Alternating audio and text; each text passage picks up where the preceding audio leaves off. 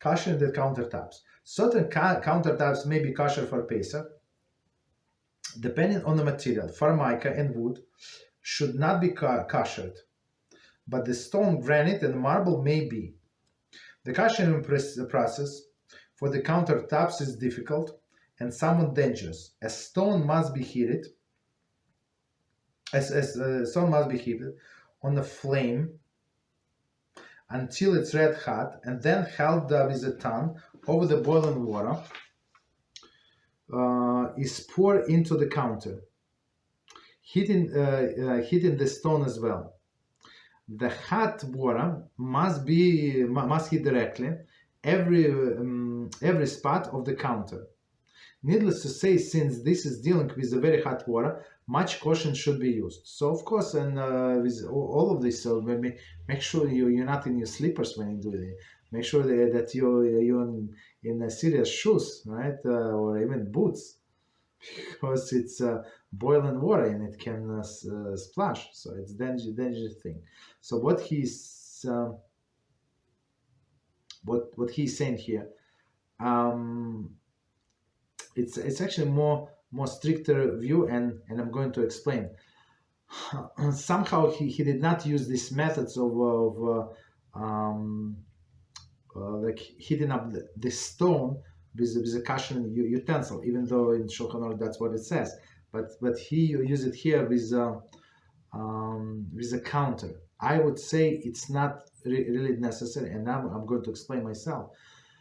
Because this counter, nobody ever put something hot to the counter, right? So even though, for example, some women using counter to make the dough, and they need the dough directly on the counter, right? So there is no problem, but everything was cold. So for cold, technically, if you use the cleaner, all of these chemicals, for sure they kill the taste. For sure, guaranteed. They kill the taste. And even if you do the simple hot water, like it stop boiling and you pour, that's more than enough. Okay. What he suggests, of course, it's I'm not sure why he's saying that in this part, because it was supposed to be done in as we explained in Hagala, when you use when you kosher utensil that where we use the hot water. I understand that you need not only boiling water, but even hotter than boiling water. But it was used for cooking. Here, the countertop, nobody eats from a countertop, and even somebody puts a piece of bread on countertop, or tomato or apple. I mean, there's no transfer of taste, as we learned in our classes of kosher kitchen. So I would say, to be on the safe side, it's enough to just do with the boiling water.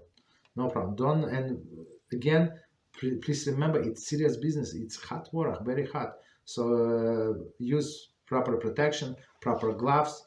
Don't use the simple dishwashing gloves, because they might melt from this temperature, right? So use the gloves, also the silicone gloves that you can take this stuff from the oven, right? And of course, use the proper shoes, and don't do it for men, or don't do with short sleeve for sure. Make sure that you dress properly, so you're not going to burn yourself. Dangerous things. I mean, dangerous, but if you do it accurately, it does not take very long time, and it's perfect. Some clowns they cover this with aluminum foil. Like, it's craziness. Just learn how to do it right properly, and that's it. You don't need to do all of this craziness. Okay, continue.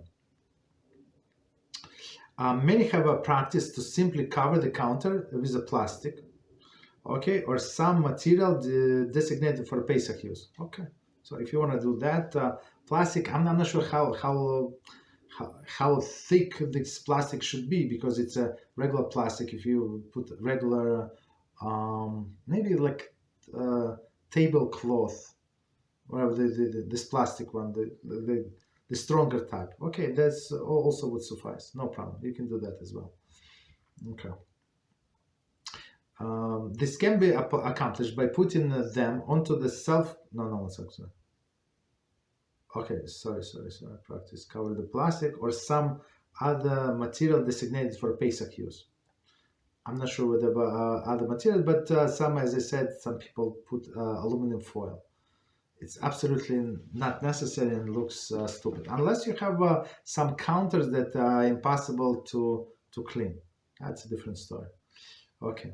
Stove grates used for chametz that will be used for Pesach should be koshered. I'm not sure why we already discussed them. Okay. This can be accomplished by putting them into self-cleaning oven while it is on a self-cleaning cycle, or by heating them on a flame until they reach the temperature at which a spring placed on them would burn. Okay. This is only necessary for Pesach, but it's not necessary kashering grates between meat and dairy, because why we don't eat from these grates. Okay, so we actually discussed it before, so I'm not going to repeat what we said. It's exactly what we said before. So it's proper to do in oven, but okay, continue. The burners should be cleaned as well, of course. I mean, you take the top part off. I mean, it's easily removable, right? The drip pans should be clean as well and covered with foil. That's, I mean,